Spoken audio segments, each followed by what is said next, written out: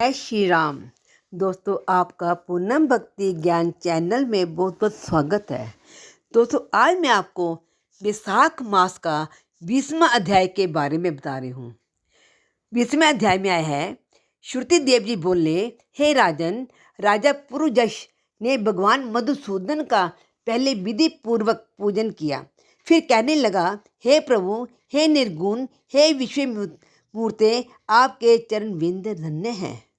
इनकी शरण में आकर हर प्राणी अपने पापों से मुक्त हो जाता है। हे देव, मैं महान पातकी हूँ। मैंने अनेक प्रकार की योनियों में भ्रमण किया है। मैंने कोई धर्म कार्य नहीं किया, प्रभु की शरण भी नहीं ली। इसी कारण मेरा सुख और भव्य नष्ट हो गया। मैं जब शत्रुओं से द्वारा पराजित हो गया तब प्रभु की कृपा से मेरे गुरुजनों ने हरि चरण ग्रहण करने की प्रेरणा दी। हे भगवान, अब आपकी कृपा से मैं पूरी तरह से प्रसन्न हूँ। हे संतों पर दया करने वाले प्रभु, आपको बारंबार नमस्कार है। आप मुझ पर प्रसन्न हो। आपके चरणों की कृपा से मैं परिवार और प्रजा सहित धर्म का पालन करने में सफल हो सकूं।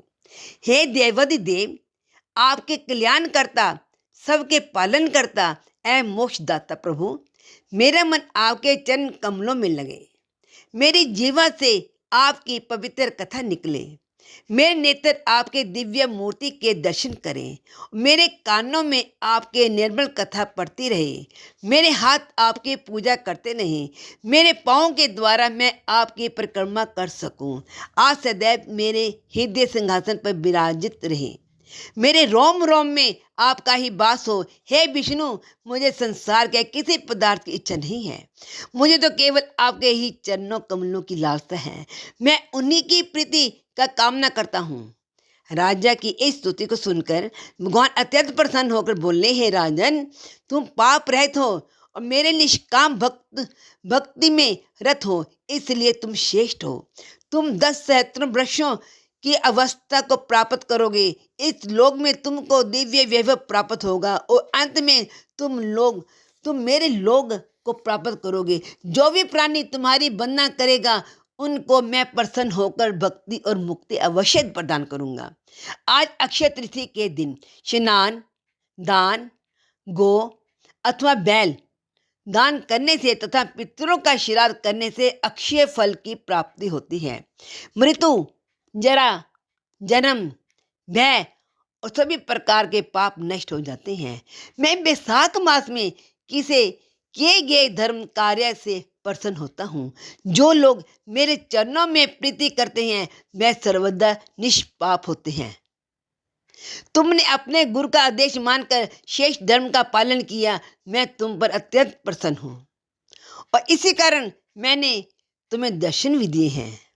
अब तुम दिव्य भोगों का सेवन करो। भगवान श्री हरि राजा को इस प्रकार वरदान देकर अंतर्ध्यान हो गए। तब राजा अति प्रसन्न होकर धर्म का पालन करता हुआ साधु सेवा करने लगा। उसने मन, वचन और कर्म से प्रभु की आराधना की। उसके पुत्र पौत्र आदि की वृद्धि हुई। वह इस लोक में दिव्य सुखों को भोग कर अंत में भगवान विष्णु के चरणों में गया। जो भी प्राणी इस परम पुनीत कथा को सुनाते हैं वे सभी पापों से मुक्त होकर विष्णु भगवान के चरणों में स्थान प्राप्त करते हैं। इसमें कोई संदेह नहीं है। भगवान श्री अपने भक्तों पर ऐसे ही कृपा करते रहते हैं और मुक्ति प्रदान करते हैं। दोस्तों, ये था 20वें अध्याय का महत्व। जिसने कथा सुनी है, पढ़ी है, देखी है, उसका बहुत बहुत धन्यवाद। जिन्होंने सब्सक्राइब नहीं किया वो सब्सक्राइब करें और लाइक करें और शेयर भी करें और कमेंट्स में जय श्री राम लिखें। दोस्तों, आपके चैनल में बहुत बहुत धन्यवाद। जय श्री राम, जय श्री राम। स्वस्थ रहो, मस्त रहो।